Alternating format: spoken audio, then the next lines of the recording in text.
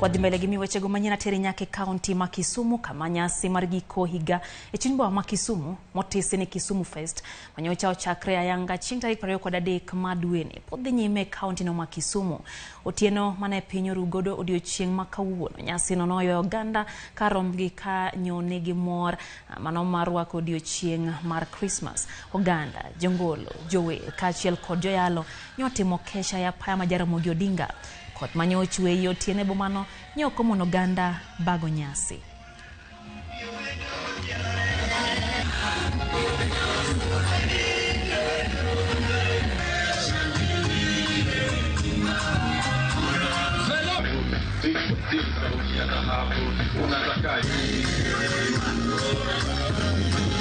Washerekea igine Krismas gio makare kubodi tashwishi mora marach manyalo bedo.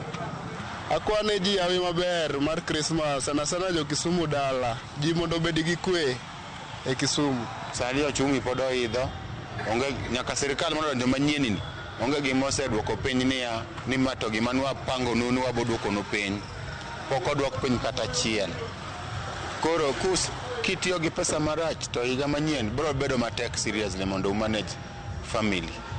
Koro anakwayo ni joma serekea Christmas joma nigo to serekea maber inyalo serekea to the best of your ability, lakini joma nigo opunguza gharama mapiny odoga piny kabisa because January dhi biro gi school fee, January dhi biro gi burden moko go to ki overspend ibono nka koro ina oko mar gimonego tim.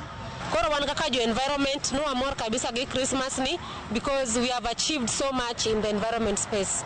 To message na kuom ji duto ni mondo girit mazingira margi. An gima daero mang'is owetena kik gijali sana gi mambo ya Christmas. Kawe kaka yude no en gima dhi to rumo kendo chako duogo. Kata in go kata ionge go. Be proud with what you have.